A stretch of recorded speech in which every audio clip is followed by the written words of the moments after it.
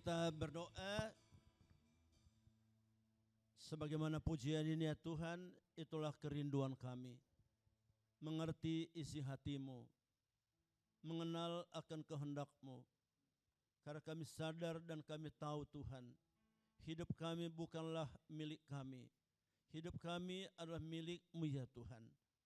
Maka pagi hari ini Tuhan, nyatakan isi hati-Mu, nyatakan kehendak-Mu bagi masing-masing kami, lewat penyampaian firman Tuhan bagi kami masing-masing pagi ini. Biarlah roh Tuhan mengurapi kami, roh Tuhan menguasai kami, roh Tuhan memenuhi kami dengan hikmat dari atas. Berfirmanlah ya Tuhan, kami telah siap untuk mendengar. Dalam nama Yesus kami berdoa. Amin. Silakan duduk. Shalom. Shalom. Bapak Ibu, berapa banyak di antara kita yang sudah berumah tangga? Tolong angkat tangan. Yang sudah berumah tangga?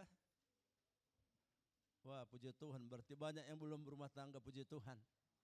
Ya. Saya tiap kali berbicara masalah keluarga, saya paling senang. Ya. Karena kita tahu bahwa keluarga itu luar biasa di hatinya Tuhan. Ya. Tema kita pagi ini, penata layanan dalam keluarga Kristen. Ya. Bagi seorang hamba Tuhan, gembala jemaat, betapa menderitanya tatkala melihat, tatkala mendengar, tatkala menemukan orang yang pernah ditumpangkan tangan gagal dalam rumah tangganya. Itu suatu penderitaan. Dari kurang lebih 200-an rumah tangga yang saya sudah tumpangkan tangan,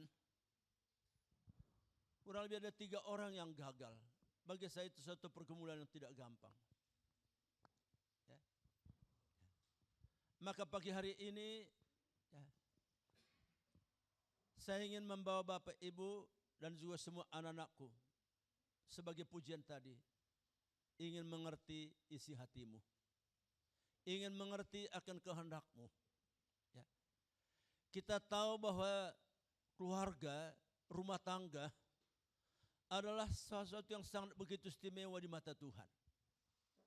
Ya. Kalau kita baca dalam kitab Kejadian pasal 1, ya, khususnya dalam ayat 29, wadah yang pertama kali, tempat yang pertama kali Tuhan memberkati adalah dalam keluarga.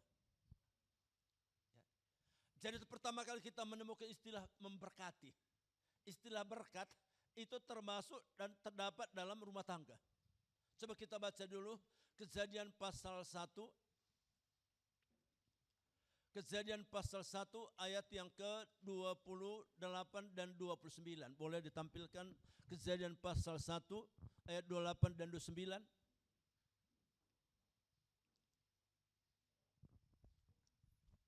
Kitab Kejadian pasal 1 ayat 28 dan 29. Allah memberkati mereka. Lalu Allah berfirman kepada mereka, beranak cuculah dan selanjutnya. Perhatikan apa? Allah memberkati. Ini pertama kali kata berkat dalam Alkitab. Dan itu kita temukan dalam rumah tangga. Ya. Ya. Demikian pun kalau kita baca dalam Injil Yohanes pasal yang kedua. Tatkala Yesus melakukan mujizat, yang pertama kali tumbuh mujizat adalah juga dalam keluarga. Kita ingat di pesta di Kana ya. Jadi Kejadian pasal 1 menuliskan bahwa berkat yang pertama kali Tuhan alamatkan adalah bagi keluarga.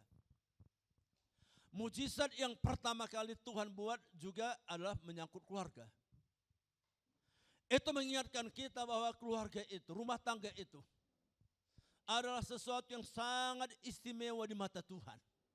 Sangat mendapatkan tempat yang khusus di mata Tuhan. Ya. Ya. Maka saudara, dan di atas semua itu kita melihat. Ya. pertama kali kata baik juga kita temukan menyangkut rumah tangga. Ingat Kejadian pasal 2 ayat 18, tidak baik kalau manusia itu seorang diri, kata baik. Juga kita temukan apa? Menyangkut rumah tangga. Jadi dalam hal ini yang saya ingin sampaikan. Berbicara tentang rumah tangga, berbicara tentang keluarga, itu berbicara tentang sesuatu yang sangat baik di mata Tuhan. Amin. Sesuatu yang sangat baik di mata Tuhan. Kata baik artinya mendapatkan perhatian khusus, mendapatkan penghargaan khusus, mendapatkan tempat yang khusus di mata Tuhan. Maka saya sampai hari ini, tahun ini kami 40 tahun dalam pernikahan. Nanti istri saya juga akan membagikan firman kesaksian. Ya. Dan saya katakan kami bahagia. Kami bahagia dalam rumah tangga. Ya. Tuhan karuniai 3 orang anak. Ya. Kami bersyukur bahwa 3 orang anak kami juga anak-anak yang sangat mengasihi Tuhan. Ya. Dan Tuhan berikan 2 mantu. 2 mantu juga yang sungguh-sungguh mengasihi Tuhan. Dan 3 cucu, 3-tiganya sungguh mengasihi Tuhan. Maka beberapa catatan saya ingin sampaikan pagi hari ini. Karena saya lihat di sini sebahagian besar belum rumah tangga. Dan ingat, bagi semua anak-anakku di sini, ya, di mata Tuhan, di hati Tuhan tidak baik manusia itu seorang diri. Artinya apa? Itulah di hatinya Tuhan. Ya. Jadi kalau kita berbicara tentang keluarga, berbicara tentang rumah tangga, itu berbicara tentang hatinya Tuhan. Amin. Berbicara tentang rumah tangga itu berbicara tentang hatinya Tuhan. Maka hal yang pertama yang saya ingin sampaikan pagi hari ini adalah bagaimana kita membentuk sebuah rumah tangga. Kalau dipakai istilah penata layanan, mengelola, mengatur rumah tangga, itu kan sangat juga ditentukan bagaimana pembentukannya. Dan ini menjadi dasar. Maka saya sebagai gembala jemaat, saya tidak akan pernah berani menumpangkan tangan kepada pasangan itu. Kalau saya belum kenal siapa dia, maka paling sedikit saya harus bertemu 12 kali 2 jam. 2 kali 2 jam.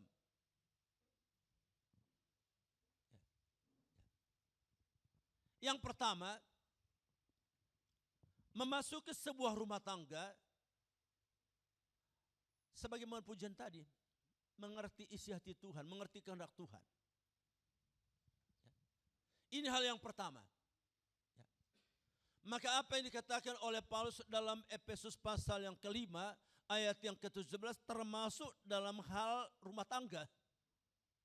Sebab itu janganlah kamu bodoh, tapi usahakanlah supaya kamu mengerti kehendak Tuhan, termasuk menyangkut teman hidup. Karena di sini banyak anak-anak. Ya. Jangan teman hidup itu membuat kita menjadi orang bodoh. Jangan memikirkan, jangan nanti menentukan, memutuskan siapa teman hidup kita menjadi orang bodoh. Tanpa memahami akan kehendak Tuhan. Ya. Maka tatkala sebuah rumah tangga dibentuk oleh Tuhan, satu ayat yang sungguh sangat luar biasa. Itu tertulis dalam Kejadian pasal 2 ayat yang ke-23. Kejadian pasal 2 ayat 23. Lalu berkatalah manusia itu, inilah dia. Perhatikan kata 2 ini, inilah dia. Sesuatu yang jelas, sesuatu yang pasti, sesuatu yang jelas, mengerti kehendak Tuhan. Saudara, Bapak Ibu, saya berdoa, bergumul untuk teman hidup itu selama 5 tahun. Dan saya ingat tahun 75, tatkala saya diutus dari I3 untuk praktik 1 tahun di Kalimantan Barat, tepatnya di kota Sanggau. Jadi saya tahu 75 Pak Niko sudah di Kalimantan Barat. Ini sebagian besar belum lahir. Saya sudah di Kalimantan Barat. Ya. Saya waktu itu seorang hamba Tuhan kita di Batu memanggil saya makan siang di rumahnya. Dan setelah makan siang, sebelum saya didoakan, ditanya apa yang menjadi kerinduan saya. Saya ungkapkan. Tapi dikatakan apa? Di atas semua kerinduanmu itu yang paling penting 2 hal. Yang pertama, pastikan siapa nanti teman hidupmu. Ya. Jangan pernah katakan cinta kepada perempuan sebelum itu jelas dari Tuhan. Yang kedua, pastikan wadah di mana nanti kamu akan melayani. Jangan masuki ladang yang bukan Tuhan siapkan bagimu. 2 itulah pesan beliau. Berangkatlah ke Kalimantan Barat. Nah saya terus pesan itu. Dan saya bersyukur Bapak Ibu semua anak-anakku. Sejak 10 Agustus 72 saya bertobat. Sampai hari ini baru sekali saya katakan kepada perempuan masalah cinta. Itulah istri saya di sini. Berikan kemuliaan kepada Tuhan. Ya. Ya. Ya. Berbeda sebelum 10 Agustus. Ya. Kalau sebelum 10 Agustus 72 tidak terungkapkan berapa banyak mengatakan cinta. Terlalu banyak ungkapan cinta-cinta. Tapi sejak Agustus 72 sampai hari ini baru sekali saya katakan cinta kepada seorang wanita. Itulah namanya Ibu Deliana Stembiring. Ya. Dan saudara, kata inilah dia di sini sesuatu yang luar biasa. Ya. Ya. Saya tamat dari Batu tahun 77. Saya sudah di bermacam-macam kota, mulai dari Surabaya, Surabaya Jakarta, Jakarta Bandung, Bandung ke Manado, Manado ke Batu, Batu ke Jakarta. Banyak sekali tawaran-tawaran. Tawaran-tawaran itu justru datang dari orang-orang tua anak-anak gadis. Ya, ya. Apalagi pada waktu itu IPP kan masih jaya-jayanya. Orang senang sekali anak-anak itu jadi istri hamba Tuhan. Saya tidak pernah tolak, saya katakan apa hanya satu, doakan, doakan, doakan. Dia katakan apa, saya masih ingin itu ada sore, dia katakan apa, saudara sastra, tante rindu ya kalau boleh nanti kamu jadi anak mantuku. Saya katakan apa, doakan. Saya tidak tolak, doakan. Karena apa, memang masih dalam menanti yang mana Tuhan mau. Jadi saya bersyukur bahwa melalui sebuah retreat. Itu retreat dari Departemen Kesehatan. Dari hampir 300-an pesertanya waktu itu. Salah satu diantaranya itulah sekarang yang sudah jadi istri saya. Jadi saya khutbah hanya 2 kali. Khutbah pembukaan dan khutbah penutupan. Dalam retreat itu. Dalam khutbah penutupan itulah Tuhan perlihatkan doa saya 5 tahun yang lalu. Tuhan perlihatkan. Jadi saya begitu turun dari mimbar seperti ini, saya langsung cari dia. Saya cari dia, tidak ada saya katakan apa, puji Tuhan, hari ini doa saya Tuhan sudah jawab. Katakan apa, kamulah yang nanti menjadi pendamping saya. Dia pun terbingung-bingung. Ini kok tidak ada cerita apa-apa, tiba-tiba nembak seperti itu. Saya katakan apa, kamu tidak usah jawab sekarang, kamu doakan. Ya, ini alamat saya. Nanti kalau bagaimana-mana ya kamu kasih berita. Ya, ya. Waktu saya lagi tugas di Manado, komunikasi kan susah. Ya. Telepon kita, itu telepon masih engkol. Lagi halo-halo sudah hilang lagi dia. Ya, ya, ya, ya. Tapi saya bersyukur nanti mungkin istri saya juga bisa menyaksikan bagaimana Tuhan itu memimpin. Ya. Sehingga walaupun ada banyak tantangan, ya, khususnya untuk istri saya, mengambil keputusan untuk menjadi istri hamba Tuhan bukan sesuatu yang gampang. Nanti mungkin istri saya bisa menyaksikan. Ya. Karena apa? Bagi keluarga istri saya, menikah sama hamba Tuhan, apalagi namanya penginjil itu, bukanlah kelasnya. Apalagi IPP, kan harus tinggalkan statusnya. Waktu itu istri saya sudah pegawai negeri. Dia pegawai negeri Depkes. Ya. Kita tahu Pak Niko syaratnya ke Batu itu apa? Harus lepaskan itu pegawai negerinya. Harus sekolah lagi ke Batu. Masuk lagi ke mesin house. Oh, itu prosedurnya panjang sekali. Tapi karena istilah inilah dia. Sesuatu yang pasti, sesuatu yang jelas. Semua rintangan-rintangan itu dapat dilewati. Semua rintangan-rintangan bisa dilewati. Oleh karena apa? Dasarnya di sini anak-anakku. Ya. Inilah dia. Dan ini membuat kami sampai hari ini 40 tahun dalam pernikahan. Kami dimampukan oleh Tuhan. Bukan tanpa tantangan, bukan tanpa pergumulan. Ya. Jangan saudara pikir menikah sama pendeta itu aman-aman. Tidak juga. Ya. Ya. Nanti istri saya bisa menyaksikan itu. Tapi kuatnya apa? Inilah dia. Ya. Ya. Maka ini yang pertama saya sampaikan untuk kita pagi hari ini.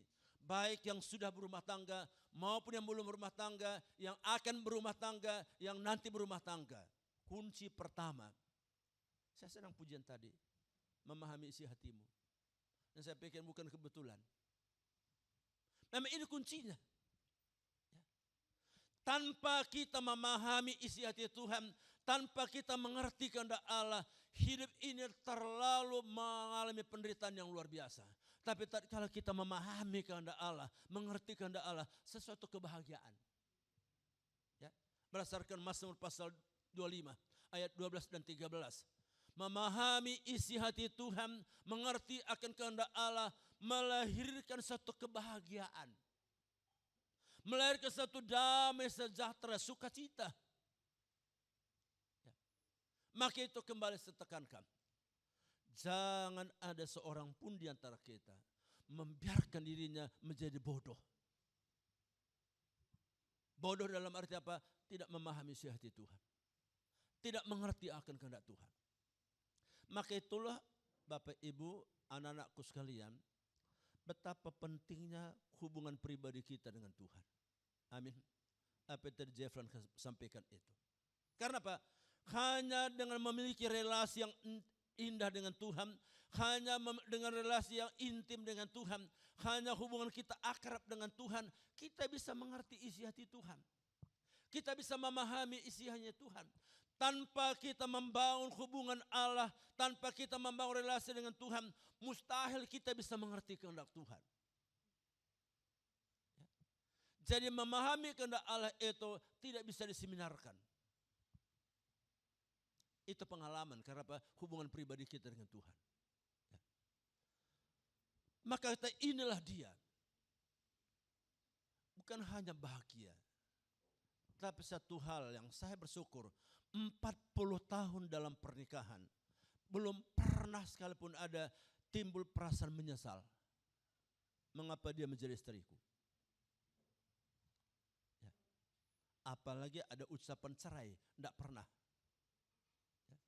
Saya kadang-kadang sedih ya, sedih cerai. Kok gampang sekali kita cerai. Ya. Saya harap di sini semua anak-anakku sini jangan pernah ada istilah cerai nanti dalam rumah tanggamu. Amin. Ya. Mengamati isi hati Tuhan. Ya. Ya. Jadi walaupun ada rintangan, ada tantangan, ada pergumulan, itu tidak membuat terhambat. Karena apa? Tahu kehendak Allah. Mengerti kehendak Allah, mengerti isinya Tuhan. Maka sekarang saya berikan kesempatan kepada istri saya untuk sedikit membagikan pengalaman. Silakan. Nama saya, istri saya namanya Deliana. Ya, silakan.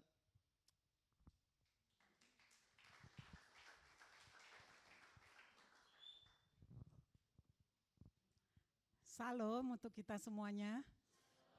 Ya, saya perkenalkan, nama saya Deliana. Seperti apa yang sudah disaksikan oleh suamiku yang kucintai, ya, memang betapa pentingnya ya memelihara hubungan pribadi dengan Tuhan. Sehingga kita mengerti apa yang menjadi kehendak Tuhan dalam kehidupan kita, termasuk untuk teman hidup kita. Bagi anak-anakku atau sebagian cucu kami sudah SMP ya. Ya, bagi anak-anakku yang hadir di sini, ya, betapa pentingnya ya berdoa dan mengerti akan kehendak Tuhan untuk teman hidup. Ya, karena kalau kita salah memilih, ya itu kita menderitanya lebih lama daripada ketika kita hidup sendiri. Ya, biasanya kan rata-rata menikah umur berapa? 24 tahun kah, kalau zaman sekarang 30 tahun. Kalau Tuhan izinkan kita hidup 80 tahun, 50 tahun kita hidup dengan pasangan kita. Nah, itu ya. Jadi betapa pentingnya kita mengerti kehendak Tuhan sehingga yakin inilah dia. Nah, itu.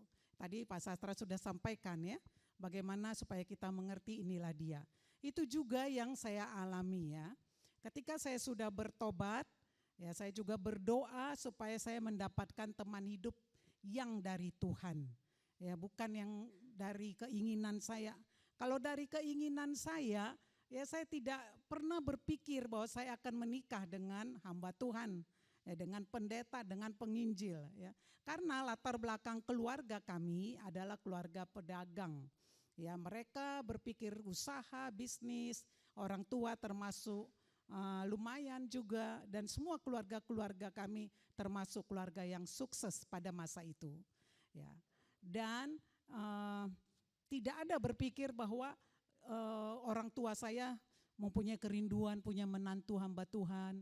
Karena itu belum Tuhan yang utama dalam kehidupan mereka pada masa itu. Ya, jadi masih fokusnya adalah kehidupan dunia ini, kesenangan dunia ini. Ya, tapi setelah saya bertobat, saya memang berdoa supaya Tuhan berikan teman hidup yang takut akan Tuhan. Nah, ketika kami retreat itu seperti apa yang dikatakan Pak Sastra, dia ungkapkan itu, saya juga kaget. Saya enggak berpikir, saya memang berdoa, Tuhan berikanlah saya suami yang takut akan Tuhan. Kalau takut akan Tuhan, pasti dia sayang kepada saya. Itu aja saya berpikir supaya dia mengasihi saya. Kalau orang yang suami yang tidak takut Tuhan, dia pasti akan terus menyakiti hati kita. Dan saya tidak mau itu hidup dalam penderitaan di tengah-tengah keluarga. Karena saya udah tahu akan firman Tuhan. Ya, ketika Pak Sastra bisikan itu, yang kalimat yang sudah dia katakan tadi, saya juga terbingung-bingung. Karena dalam doa saya, maksud saya bukan nambah Tuhan. Ya, takut Tuhan, laki-laki yang takut Tuhan, yang punya usaha lah, atau yang sarjana, yang sukses lah dalam pekerjaannya begitu. Ya, tapi yang takut Tuhan gitu. Ya, saya berdoa, saya tidak langsung jawab ya. Berdoa cukup lama saya berdoa. Waktu Pak Sastra datang, kan dia datang sekali-sekali datang, saya sembunyi, sempat saya lari sembunyi gitu ya. Tapi nah itulah ya, memang kalau kekuatan doa atau keyakinan yang dia miliki itu memang luar biasa ya. Sampai sekali waktu, karena bagi saya kalau saya menerima Pak Sastra itu berarti saya harus meninggalkan profesi saya juga, ya kan? Karena di YPPI itu ya nggak boleh istri pegawai negeri ya, pada masa itu ya, istri pegawai negeri terus suami pelayanan di YPPI full time nggak bisa. Jadi harus dua-duanya menyerahkan diri, sekolah lagi, saya harus sekolah lagi di I3, harus masuk mission house, itu tidak mudah ya. Jadi kalau tidak ada panggilan khusus untuk saya tidak akan mau. Tapi puji Tuhan ya, Tuhan panggil. Ketika itu saya renungan pagi ya, tunjuk firman Tuhan dari Yudas ya. Tunjukkanlah belas kasihan kepada mereka yang ragu-ragu, selamatkanlah dengan jalan merampas mereka dari api. Itu firman Tuhan itu terus menerus ada di telinga saya dalam perjalanan menuju ke rumah sakit. Saat itu saya sudah bekerja di rumah sakit ya, di Rumah Sakit Cipto. Nah, ketika sampai di rumah sakit, saya ditugaskan di bagian ruangan di mana banyak pasien-pasien. Seorang ibu panggil saya, lalu dia katakan kamu pasti ya mengasihi Tuhan. Lalu dia ceritakan pergumulannya, anak-anaknya mengecewakan hatinya dan lain sebagainya. Lalu saya ajak dia untuk memandang kepada Tuhan. Tuhan Yesus mengasihi ibu, Tuhan Yesus tidak pernah mengecewakan ibu, saya layani dia. Kemudian saya berdoa untuk dia. Enggak lama kemudian, berapa hari kemudian dia sehat. Nah itulah yang Tuhan berbicara bagi saya. Kamu sebagai ahli gizi, profesi saya waktu itu ahli gizi, kamu sebagai ahli gizi melayani makanan, minuman, kebutuhan jasmani ya. Tetapi di atas itu kebutuhan rohani dari seseorang itu lebih penting. Ya, jadi sehingga akhirnya saya katakan, ya Tuhan, saya meninggalkan profesi saya mau melakukan apa yang Tuhan mau. Bahwa pelayanan jiwa, rohani seseorang itu lebih penting karena membawa kepada kehidupan kekal, bukan saja sehat secara jasmani. Ya, itu akhirnya saya menyerahkan diri, mendapat panggilan yang khusus daripada Tuhan. Panjang perjalanannya, ya, banyak tantangan dari keluarga besar kami, tetapi ya kalau Tuhan, ya saya yakin itu dari Tuhan, apapun tantangannya dihadapi tidak dapat menggagalkan rencana Tuhan. Ya, kami menikmati kebahagiaan itu. Jadi untuk anak-anakku di sini betapa pentingnya, inilah dia, ya, inilah dia. Jangan karena udah usia akhirnya mengambil siapa saja yang mau dengan kita, terutama yang tidak seiman, ya. Itu jangan, katakan tidak, lebih baik kita menangis, ya, daripada kita menangis seumur hidup, ya. Kita harus menghargai pengorbanan Yesus di kayu salib. Ya, kamu yang sudah percaya kepada Tuhan Yesus, kamu sudah mendapatkan harta yang terbaik, harta yang termahal, melebihi daripada harta dunia ini. Jangan karena keinginan daging kita, keinginan nafsu kita, ataupun malu ya kepada orang lain, sehingga kita akhirnya menikah dengan siapa saja. Itu jangan dilakukan. Tuhan sudah memberikan yang terbaik untuk kita semuanya, sudah selamatkan kita. Jangan kita tinggalkan keselamatan yang Tuhan berikan itu. Ya, ada amin. Ya, bertekad itu bisa kalau kita punya hubungan yang baik dengan Tuhan. Ya, pelihara terus, baca firman Tuhan, berdoa, ikut persekutuan dan ikut nih acara pelayanan seperti ini ya. Yang kedua, saya rindu juga untuk kita sebagai anak-anak yang ada di sini, ya, untuk mengasihi, untuk menghormati orang tua kita, ya. Karena apa yang mau saya katakan, kita ini lebih pintar daripada orang tua kita. Ya, saya terus terang aja ya. Zaman-zaman kita pandemi ini kan, ya udah banyak banget ya pakai laptop, pakai apa segala. Saya belajar dari cucu saya, bagaimana ini mau bikin latar belakang yang berbeda. Cucu masih umur 5 tahun, saya belajar sama dia. Ya. Saya nggak malu, ayo kan kadang mau buka ini ada error sedikit, zoom, cepat-cepat panggil lagi cucu. Kayak ini gimana kok error? Aduh nenek ini salah tadi terpencet ini gitu. Jadi memang kami aja yang hidup di kota ya sudah seperti tertinggal tanda kutip ya dengan zaman sekarang ini ya. Jadi apa namanya ya? Kita tetap menghormati orang tua kita, mengasihi orang tua kita. Mereka yang Tuhan berikan untuk kita, untuk membesarkan kita, untuk mendidik kita. Mereka ya, jadi oleh karena itu firman Tuhan katakan kan, hormatilah orang tuamu ya. Jadi kasihi mereka ya. Puji Tuhan, kau akan menikmati kebahagiaan dalam Tuhan. Ada amin? Amin. Ya, jadi puji Tuhan. Boleh tepuk tangan, enggak apa-apa. Ya, jadi Bapak Ibu, semua anak-anakku, ya, itulah yang kami alami. Ya. Untuk memasuki rumah tangga itu tidaklah mudah. Ya. Yang pertama tadi menyangkut keluarga, dua-dua keluarga kami tidak setuju. Ya. Baik dari keluarga saya maupun keluarga dari istri saya sama-sama tidak setuju, apalagi dari keluarga istri saya. Karena bagi kami orang Karo, saya Batak Karo, jadi pegawai negeri itu satu kebanggaan luar biasa. Ya. Betul ya? Jadi beberapa tahun yang lalu itu, jadi pegawai negeri itu sangat, orang itu bangga sekali anaknya pegawai negeri. Ya. Belum lagi memikirkan apa, jadi pegawai negeri itu anak itu ada jaminan. Ya. Tapi kita menghargai. Lalu yang kedua tadi Pak, harus sekolah ke Batu. Walaupun tadinya syaratnya 1 tahun, tapi akhirnya Pak istri saya ambil full. Waktu dikatakan saya mau langsung, saya katakan boleh silakan. Jadi saya lihat bahwa ini menjadi dasar. Kata inilah dia. Dan saya percaya termasuk untuk pekerjaan, termasuk untuk pelayanan. Ya. Saya katakan tadi yang pertama tadi menyangkut teman hidup. Yang kedua menyangkut wadah. Ya. Ya. Saya satu angkatan dengan Pak Sugi ya, kami satu angkatan. Ya. Ya. Ya. Pada waktu kami tingkat terakhir banyak sekali tawaran-tawaran. Ya. Apalagi zaman kami itu antara I3 dengan GPIB itu begitu mesranya luar biasa. Ya. Ya. Sehingga saya ingat itu waktu masih ketuanya Pak Maitimu Ketua Sinode. Beberapa kali datang ke Batu, ke I3 untuk mempromosikan. Dan memang banyak di antara angkatan kami banyak masuk GPIB. Ya. Tapi satu hal yang saya ingat terus, ya, hamba Tuhan katakan apa? Yang kedua yang perlu kami doakan adalah wadah di mana entah kamu pelayanan. Jangan masuki ladang yang Tuhan tidak siapkan bagimu. Ya. Ya. Jadi saya masih ingat itu. Ya. Dulu kita di I3 di kompleks kita di Batu ada rumah doa. Ya. Jam 4 pagi saya masuklah ruang doa itu. Itu sudah tingkat terakhir di Batu itu.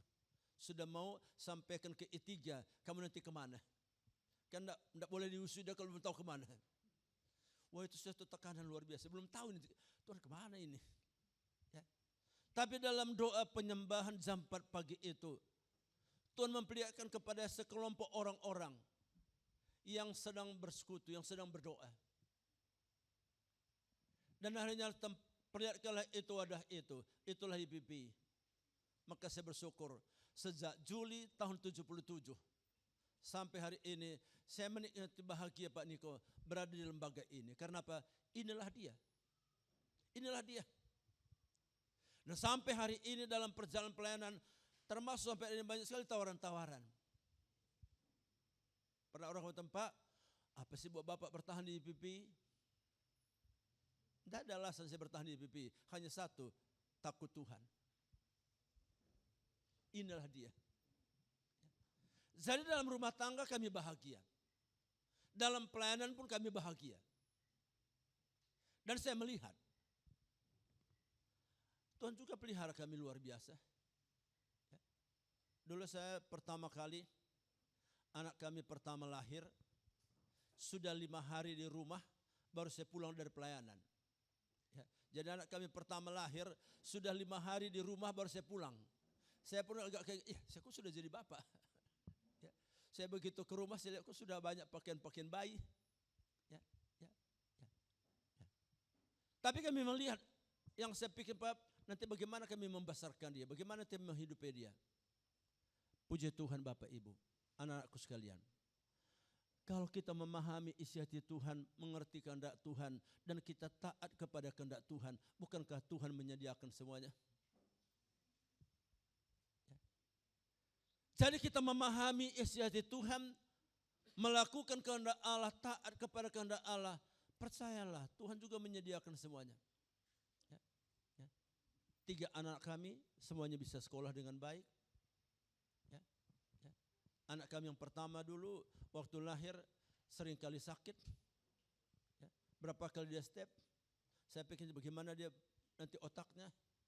Nyatanya Tuhan juga berkati dia. Sekarang ia bisa menjadi dosen. Ya, ya, ya, ya.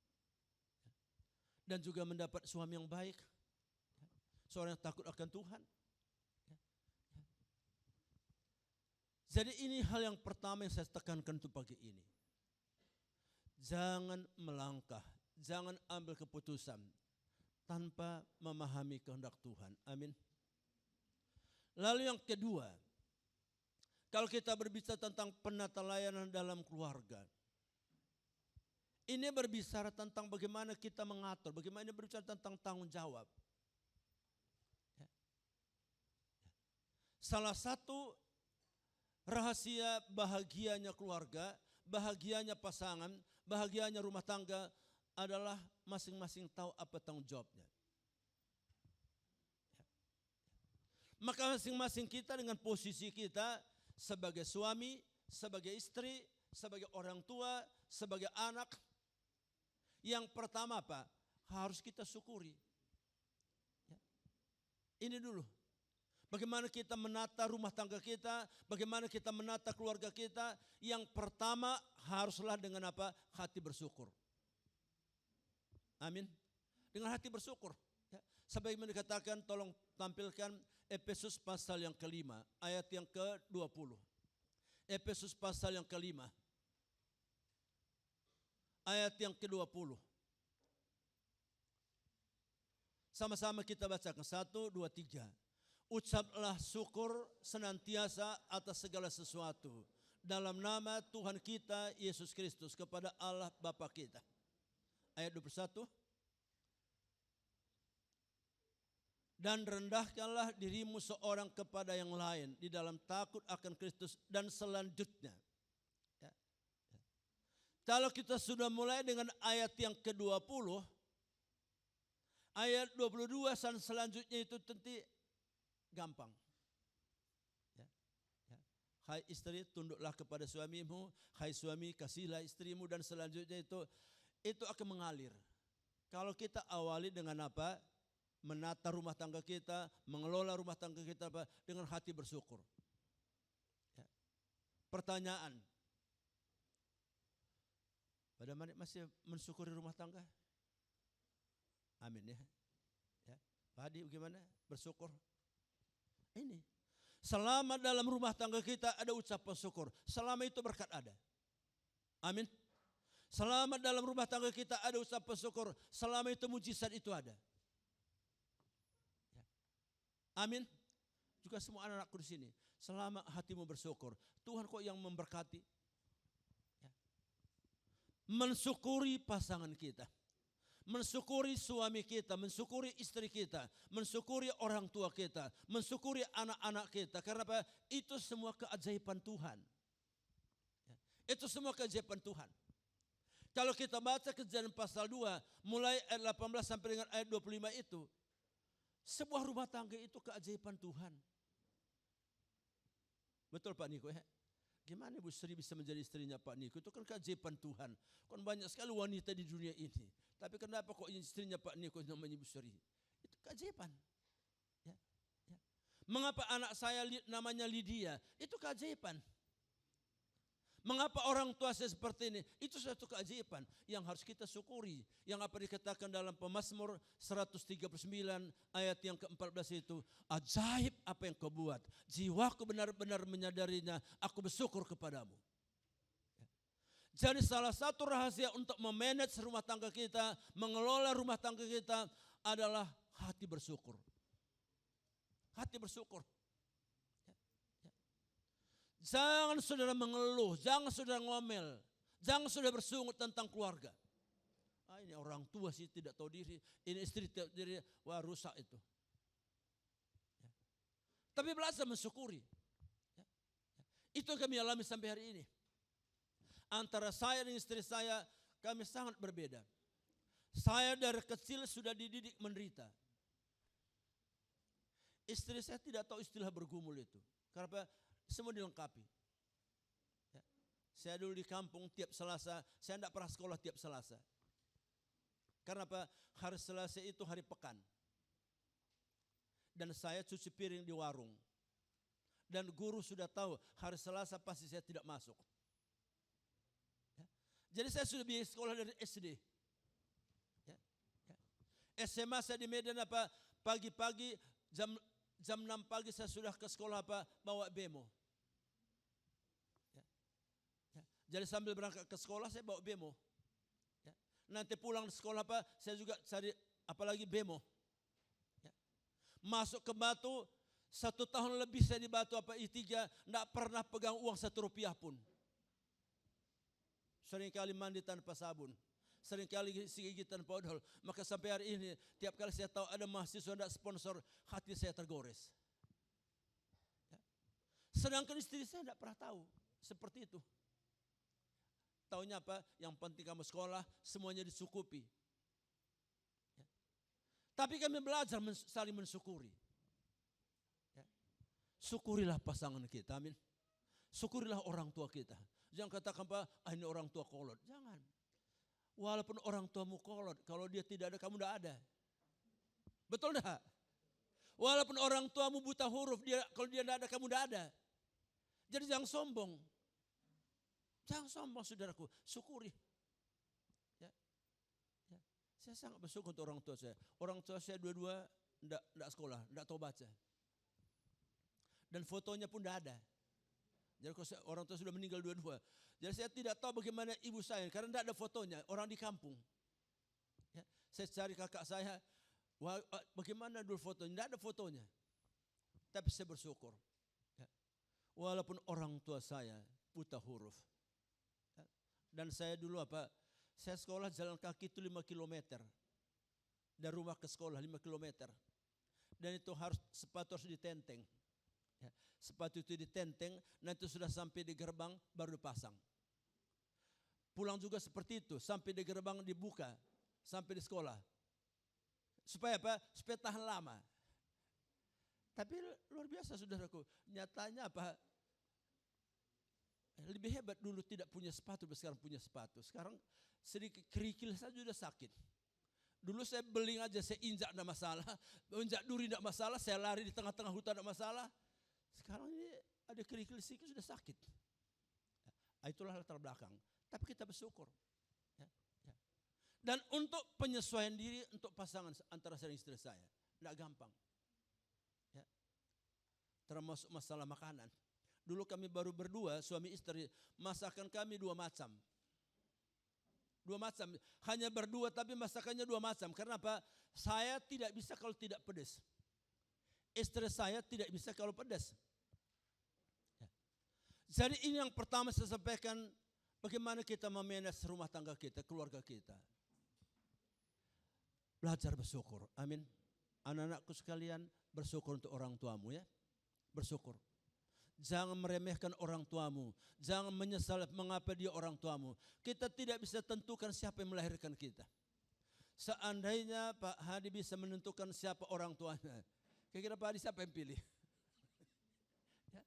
Ya, kalaupun tidak Jokowi mungkin paling sedikit pilih gubernur ya. Tapi kita kan tidak bisa menentukan siapa orang tua kita. Siapa yang melahirkan kita tidak bisa tentukan. Tapi itulah Tuhan pakai.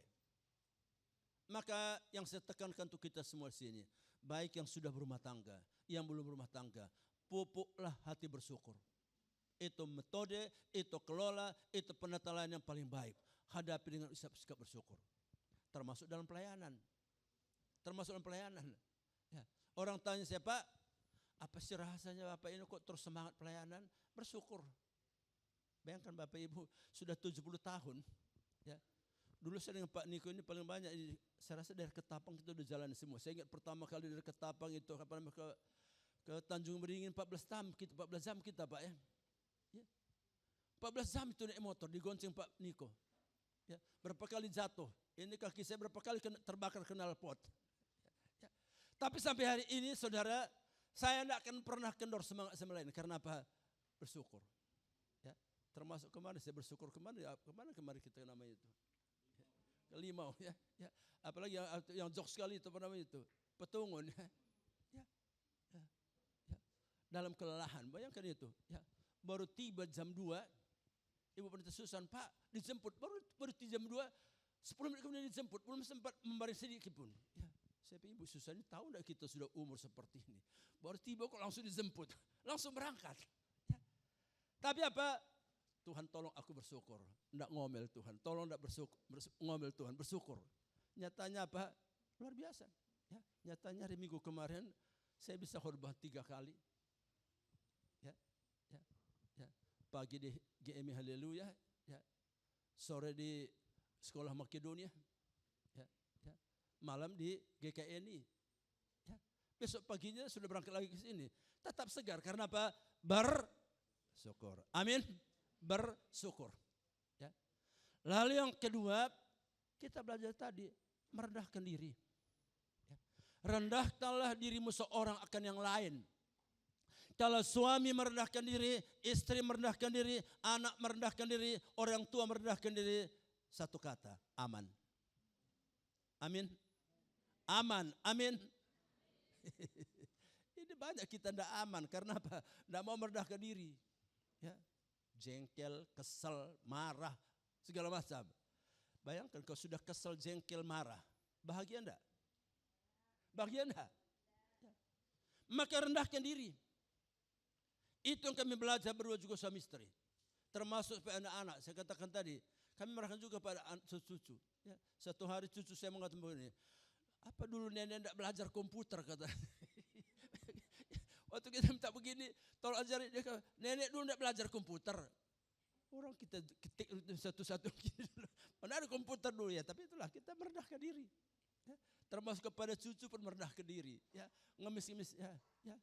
Apa nah cucu kami yang nomor 2 namanya Keisha. Ya, anaknya Keisha namanya Kay. Kay, tolong Kay. Apa nenek ini tidak belajar sih? Sebenarnya kita bisa tersinggung ya. Tapi rendahkan diri. Tidak perlu tersinggung. Memang itulah kenyataan. Ya. Ya.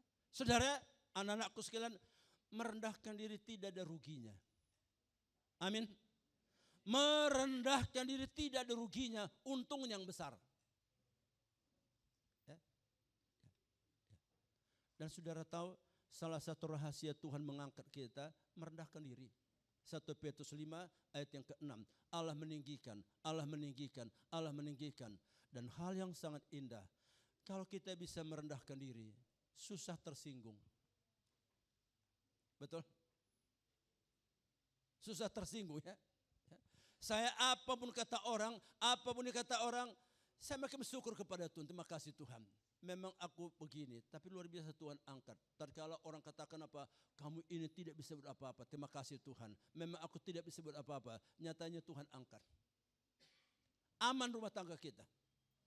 Aman rumah tangga kita. Ya. Ya. Lalu yang ketiga, ya, masing-masing kita tempatkan diri.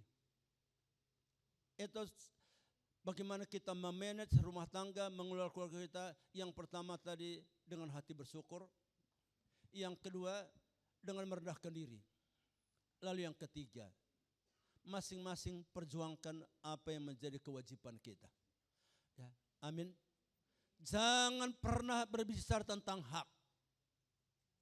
Inilah membuat kita banyak hilang bahagia, hilang sejahtera, termasuk dalam pelayanan. Banyak pendeta, banyak hamba Tuhan tidak bahagia karena apa? Merasa ia berhak. Ya. Kalaupun kita dipakai Tuhan, itu hanya karena kemurahan Tuhan. Amin. Ya. Maka mari kita berasa, ya kalau sebagaimana dikatakan dalam Roma pasal 15 ayat yang pertama. Di sana kita menemukan istilah wajib. Ya. Masing-masing kita tahu apa yang menjadi kewajiban kita, masing-masing kita jalankan apa yang menjadi kewajiban kita. Saya percaya keluarga kita akan terpelihara. Sebagai suami, apa kewajiban saya? Sebagai istri, apa yang menjadi kewajiban saya? Ya. Tiap-tiap konseling, pernah seorang mengatakan demikian, Pak, suamiku kurang begini.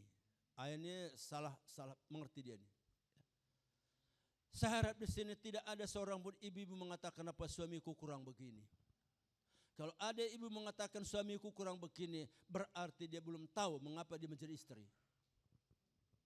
Ya. Ibu, tahu salah satu tujuan istri itu? Ya, berdasarkan Amsal pasal 31 itu, ya, salah satu kata 10 itu Pak, membuat suaminya tidak kekurangan. Ya. Jadi saya sampaikan khususnya untuk kaum ibu. Jangan lagi ada pikiran, jangan ada perkataan suamiku kurang begini. Justru karena suamimu kurang begitulah maka kamu dikasih menjadi penolongnya, amin. Ya, ya.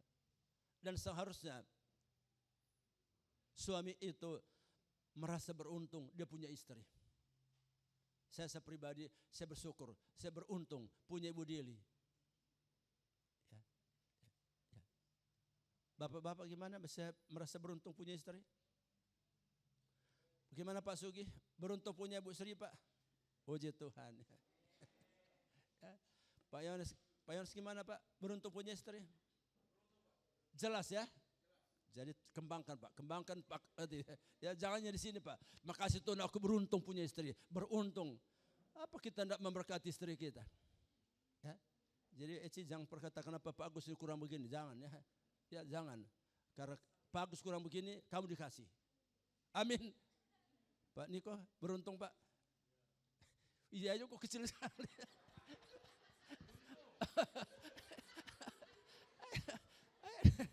Ya. Maka berbahagialah ibu-ibu, berbahagialah istri-istri yang membuat suaminya beruntung.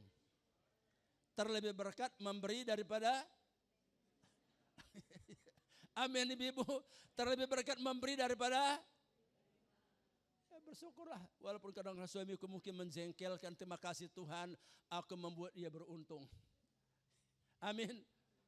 Nah, ini khususnya untuk anak-anak.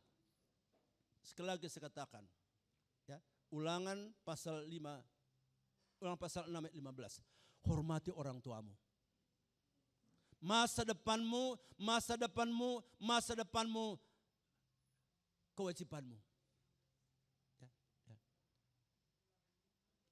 Kita baca sebentar Ulangan pasal 5 ayat 16 ya. Ulangan pasal 5 oleh tampilkan, ini khusus bagi anak-anakku di sini. Termasuk untuk kita semua yang masih punya orang tua. Ulangan pasal yang kelima ayat 16, kita sama-sama baca 1, 2, 3. Hormatilah ayahmu dan ibumu seperti yang diperintahkan kepadamu oleh Tuhan Allahmu, supaya lanjut umurmu dan baik keadaanmu di tanah yang diberikan Tuhan Allahmu kepadamu. Pernah ada seorang anak mengatakan demikian, Pak, gimana saya menghormati orang tua saya Pak? Orang tua saya kurang hajar. Gimana Pak saya menghormati orang tua saya? Orang tua saya tidak bertanggung jawab. Saya katakan itu tidak urusan. Perintah Tuhan apa? Hormati orang tuamu. Entah dia peduli, kamu tidak peduli apa? Perintah Tuhan tadi malam Pak. Ya. Pak apa? Pak Riwan sudah sampaikan itu. Ya. Hormati. Ya. Jadi jangan katakan Pak, gimana Pak saya menghormati orang tua saya? Orang tua saya memang bodoh. Mari kita menghargai. Ya. Maka lewat penyampaian beberapa hal pagi hari ini, kiranya boleh menjadi berkat untuk kita. Ya. Yang pertama, mari kita syukuri untuk masing-masing keluarga kita. Itu anugerah Tuhan. Ya. Keluarga berarti ada orang tua, ada anak, ada mantu, ada cucu. Mari kita bersyukur. Saya sangat bersyukur. Ya. Walaupun kadang-kadang tidak mengerti. Saya ingat dulu pertama anak kami tugas di Singapura. Istri saya datang ke Singapura.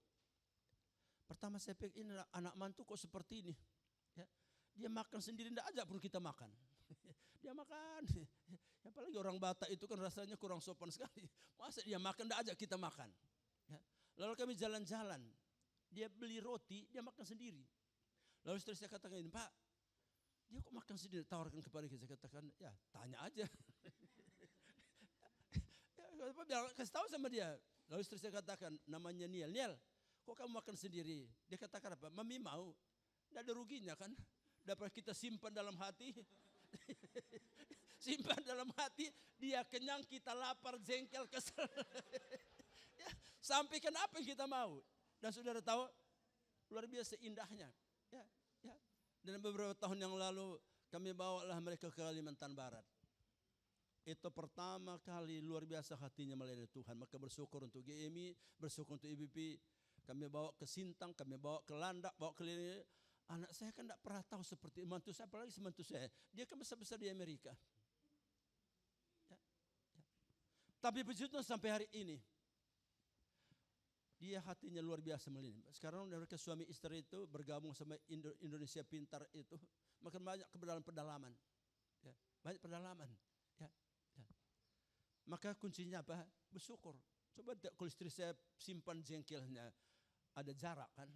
Sekarang enggak, kami akrab sekali. Ya.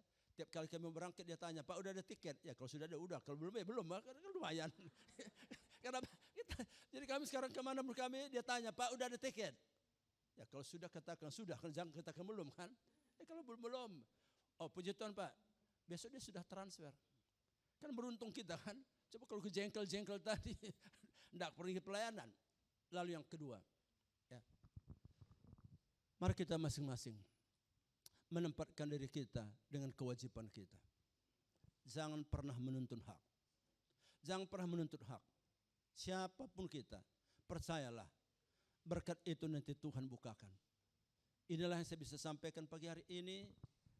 Anak-anakku sekalian, jangan ada seorang pun di antara kita menjadi bodoh. Memahami isi hatimu, mengerti kehendakmu, melangkah dalam mengerti kehendak Allah. Dan kita percaya berkat-berkat akan Tuhan bukakan. Mari kita berdoa. Bapa kami dalam sorga, kami bersyukur Tuhan pagi hari ini. Kami boleh berbicara sedikit tentang bagaimana mengelola rumah tangga. Bagaimana membentuk sebuah rumah tangga. Bagaimana mengatur sebuah rumah tangga. Bagaimana memanage sebuah keluarga.